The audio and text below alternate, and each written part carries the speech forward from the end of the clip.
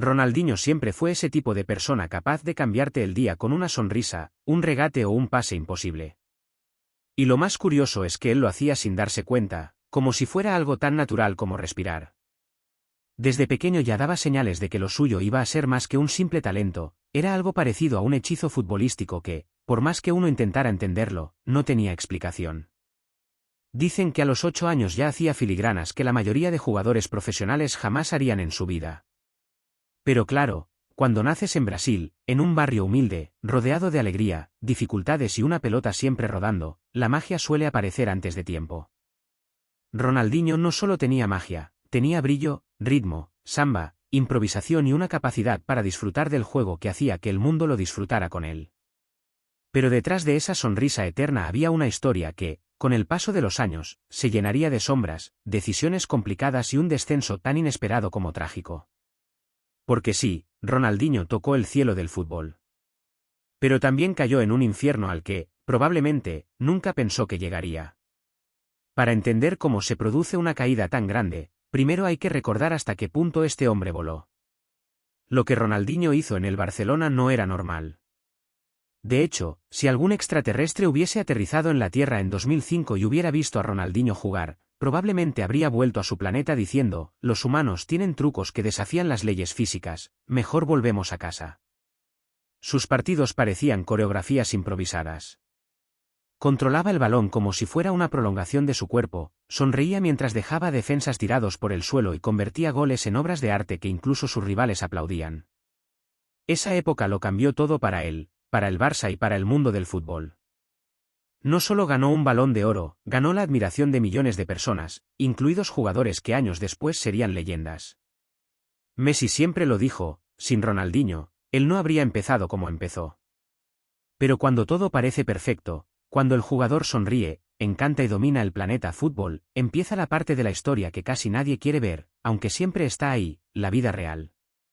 El dinero, la fama, las presiones, los compromisos, las amistades interesadas, la falta de estabilidad emocional y la sensación de que todo se sostiene en tu talento sin necesidad de poner orden. Porque Ronaldinho nunca fue disciplinado, y eso no es ningún secreto. El propio Barça lo sabía. Entrenadores, compañeros y directivos conocían sus escapadas, sus fiestas interminables y ese estilo de vida que funcionaba bien, hasta que dejó de funcionar. Es como si alguien viviera con la idea de que puede correr un maratón comiendo churros cada mañana. Puede que al principio vaya bien, puede que incluso gane algunas carreras, pero llega un momento en el que el cuerpo dice, hasta aquí, amigo. Y eso mismo le pasó a Ronaldinho, solo que en su caso no fue solo el físico, también la vida le empezó a pedir factura. Su rendimiento bajó, la velocidad ya no era la misma, la agilidad tampoco, y su energía brillante comenzó a apagarse poco a poco. El Barça, que lo había visto tocar el cielo, también presenció cómo empezaba el descenso. Y aunque seguía teniendo destellos increíbles, ya no era ese jugador que convertía cualquier balón en un truco de magia. Cuando salió del Barcelona rumbo al Milan, mucha gente esperaba que renaciera. Había esperanza porque su talento seguía ahí. Es más, hay momentos en Italia en los que Ronaldinho recuerda por instantes al de Barcelona. Pero la rutina del fútbol europeo exige algo más que talento. Y él, aunque lo tenía, ya no tenía la motivación, las ganas ni el estado físico necesarios para recuperar su mejor versión.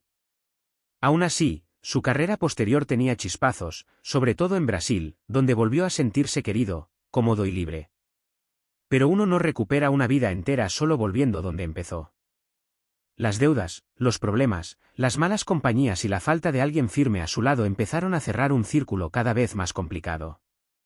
Pero antes de llegar al infierno, hay que hablar de un detalle importante: Ronaldinho tenía un don tan especial que era imposible no idolatrarlo. Sus fans lo querían tanto que casi justificaban todo lo que hacía. Es Ronaldinho, decían. Él puede permitirse estas cosas. Y sí, muchas veces se las permitieron. Pero la vida fuera del campo no perdona tanto como el público. Y cuando se juntan fama, dinero, confianza y poca organización, el desastre solo necesita tiempo. Después de retirarse, la cosa empeoró. Su retirada fue rara, silenciosa, sin despedida digna de alguien que había cambiado la historia del fútbol. Fue como si la estrella se apagase sin ceremonias. Y cuando una persona que ha vivido del fútbol toda su vida se queda sin fútbol, llega un vacío que, si no se llena bien, te engulle. Ronaldinho empezó a meterse en negocios extraños, amistades confusas y decisiones financieras que nadie entendía. También llegó un tema que casi parece inventado: fue declarado embajador del turismo en Brasil, pero tenía el pasaporte retenido por problemas legales relacionados con construcción ilegal. Sonaba a broma, pero no lo era. Luego vino lo del famoso caso en Paraguay, que terminó con él y su hermano detenidos por entrar en el país con documentación falsa.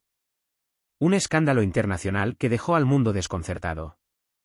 ¿Cómo puede Ronaldinho, uno de los hombres más reconocibles del planeta, intentar entrar en Paraguay con un pasaporte falso? Es como si Cristiano Ronaldo intentara robar un Colacao en un supermercado. No tiene sentido, lo van a reconocer igual. Pero aquí está la parte triste: cuando llegas a ese punto, no lo haces porque seas malo, lo haces porque estás rodeado de gente que decide por ti, porque no tienes control de nada, porque tu vida va más rápido que tu capacidad para entender lo que firmas. Ronaldinho llegó a ese extremo, rodeado de una red de intereses y favores mal gestionados. La imagen del astro brasileño dentro de una prisión paraguaya dio la vuelta al mundo. Y aunque todos esperaban verlo hundido, él hizo lo que siempre hacía: sonreír. Jugaba al fútbol con los internos, hacía amigos, firmaba autógrafos y hasta ganó un torneo dentro de la cárcel. Lo cual suena a escena de película, pero en realidad solo demuestra algo: Ronaldinho nunca dejó de ser Ronaldinho. Aunque estuviera en el peor lugar posible, él seguía siendo él. Pero eso no cambia el hecho de que había tocado fondo. Cuando salió de la prisión, lo hizo con una mezcla de alivio, arrepentimiento y una enorme incertidumbre. Afuera, el mundo lo veía como una figura caída. Un ídolo que perdió el control, que dejó que otros manejaran su vida hasta convertirla en un caos. Lo más duro es que muchos sabían que, aunque el caso de Paraguay fue el más mediático, ya venían acumulándose problemas desde hacía muchos años: embargos, deudas, negocios fallidos, multas gigantescas y una pérdida total de poder económico. Ronaldinho, el hombre que en 2006 ganaba millones, terminó con sus cuentas congeladas y vendiendo propiedades para sobrevivir. Pero dentro de esta tragedia hay una realidad todavía más triste: Ronaldinho era demasiado bueno para su propio bien. Su mayor virtud dentro del campo se convirtió en su mayor debilidad fuera de él. Él confiaba demasiado en la gente. Y en el mundo del dinero, la fama y los intereses, confiar demasiado es como jugar un partido con la portería abierta: no tardan en marcarte un gol. La risa eterna que lo acompañaba, esa que parecía decir «todo está bien», también escondía mucho dolor. Porque ser un genio no te convierte en un buen administrador, ni en un hombre preparado para manejar un imperio económico. Y cuando su carrera acabó, lo que quedó fue un vacío enorme, una dependencia emocional a quienes lo rodeaban y una vulnerabilidad que lo llevó directo al abismo. Aún así, incluso después de todo lo que pasó, Ronaldinho sigue siendo querido. Su sonrisa sigue siendo icónica. Su legado como jugador sigue intacto. Y aunque su vida personal haya sido un ejemplo de cómo perderlo todo, también lo es de cómo alguien puede tocar el cielo sin tener idea de cómo funciona el mundo que hay debajo. Hoy Ronaldinho vive más tranquilo. Tiene apariciones públicas, contratos de imagen y aún conserva una base de fans que lo defienden como si fuera un héroe mitológico. Porque para muchos, lo es. Pero también es un recordatorio viviente de que incluso las personas más brillantes pueden caer si no tienen estructura, guía o límites. Puede que su historia sea oscura, pero también es humana. Ronaldinho no fue un villano, ni un delincuente, ni un rebelde sin causa. Fue un genio que nunca aprendió a vivir fuera de su propio talento. Un hombre acostumbrado a que todo saliera bien porque dentro del campo siempre salía bien. Un artista que no supo gestionar el otro lado de la fama.